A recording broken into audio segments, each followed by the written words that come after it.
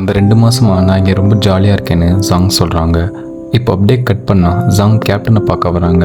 வாங்க ஜாங், இன்னைக்கு டே எப்படி போச்சு, உங்களுக்கு எதுவும் பிரச்சனை இல்லைன்னு கேப்டன் கேட்குறாரு.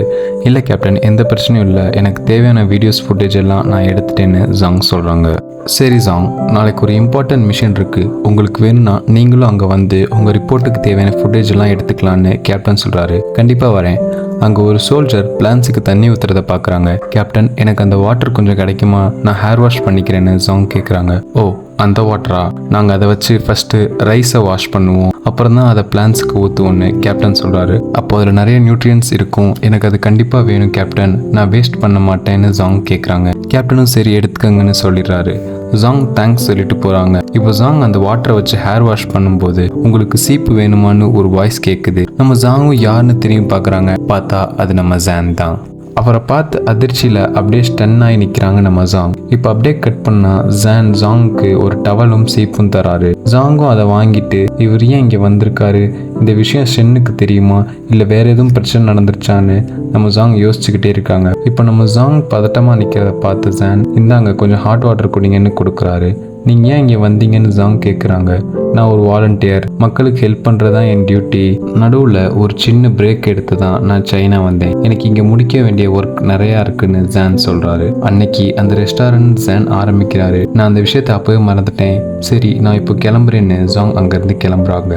இப்போ அப்படியே கட் பண்ணால் ஜாங் அவங்க பேக் எடுக்க போகிறாங்க. அப்போ கேப்டன் ஜாங்கை பார்த்து, ஏன் இன்னைக்கு ரொம்ப பதட்டமாக இருக்கீங்க, யாராச்சும் இங்கே வம்பிழ்த்தாங்களா சொல்லுங்கள், நான் அவங்கள 10 கிலோமீட்டர் ஓட வைக்கிறேன்னு கேப்டன் சொல்கிறாரு.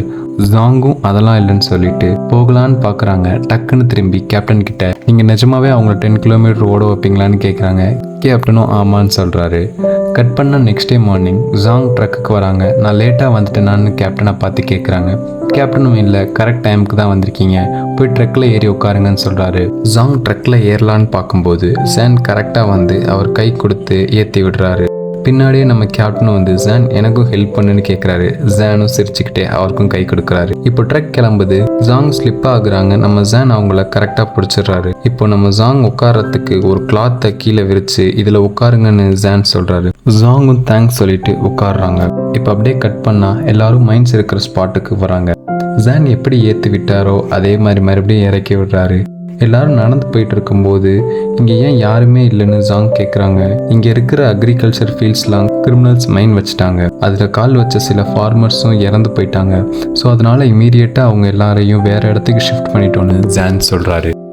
இப்போ நம்ம கேப்டன் வந்து ஜாங்கை சேஃபாக இருங்க, இன்ஸ்ட்ரக்ஷனை கரெக்டாக ஃபாலோ பண்ணிக்கோங்க, ஜான் சாங்கை சேஃபாகவும் கேர்ஃபுல்லாகவும் பார்த்துக்கிறது உங்கள் ரெஸ்பான்சிபிலிட்டின்னு கேப்டன் சொல்கிறாரு. ஜானும் ஓகே சொல்கிறாரு. ஜாங்கும் சான் கிட்ட வந்து நிற்கிறாங்க. இப்போ எல்லா சோல்ஜரும் ஃபீல்டுக்குள்ளே போகிறாங்க. ஜான் சாங்க்கு ஒரு வெஸ்ட் கொடுத்து இதை போட்டுக்கோங்கன்னு சொல்கிறாரு. போகலாமான்னு கேட்டதும் ஜாங்கும் போகலான்னு சொல்லிட்டு 2 பேரும் ஃபீல்டுக்குள்ளே போகிறாங்க. எல்லாரும் அங்கே சர்ச் பண்ணிட்டு இருக்கும்போது அப்போது ஒரு சோல்ஜர் ஒரு மைனை கண்டுபிடிச்சி ஜானை கூப்பிடுறாரு. ஜானும் அங்கேருந்து மைனை கண்டுபிடிச்சி டிஃப்யூஸ் பண்ணுறாரு. ஜாங்கை பார்த்து, நீங்கள் இன்னும் இங்கே தான் இருக்கீங்களா, பயந்து இங்கேருந்து போயிருப்பீங்கன்னு நினச்சேன்னு ஜான் சொல்கிறாரு. ஜாங்கும் பயந்தெல்லாம் ஓட மாட்டேன்னு சொல்கிறாங்க. ஜாங்கை பார்த்து சிரிக்கிறாரு. நான் அவங்கள 10 கிலோமீட்டர் ஓட வச்சுருக்கணும்னு ஜாங் சொல்கிறாங்க. ஜானு என்னதுன்னு கேட்குறாங்க. ஜாங் ஒன்றும் இல்லைன்னு சொல்லி சமாளிச்சிடுறாங்க. அங்கே ஒரு டாக்டர் வந்து வில்லேஜில் ஒருத்தர் ஸ்னேக் கடிச்சிருச்சு, இன்னும் 1/2 ஹவரில் அவருக்கு மெடிசன் கொடுக்கணும், நான் ஹாஸ்பிட்டல் போகணும், உங்கள் சோல்ஜர்ஸ் விடமாட்டுறாங்கன்னு அந்த டாக்டர் கத்துறாங்க. கேப்டன் வந்து, இந்த இடம் ரொம்ப டேஞ்சரஸ், இங்கே ஃபுல்லாக மைன்ஸாக இருக்குது, உங்கள் சேஃப்டி தான் எனக்கு முக்கியம்னு கேப்டன் சொல்கிறாரு.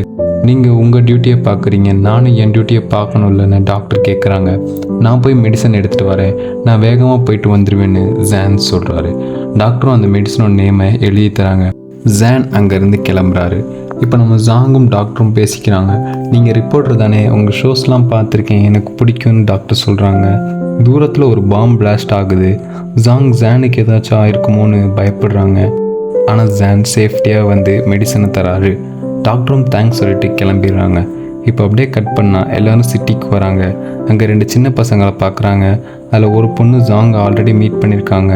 அந்த சின்ன பையன் அந்த பொண்ணுக்கிட்ட வம்புழுக்கிறான்னு ஜாங் நினச்சிக்கிட்டு அங்கே போய் அந்த உங்களுக்கு எப்படி ஜியாவை தெரியும்னு ஜாங் கேட்குறாங்க.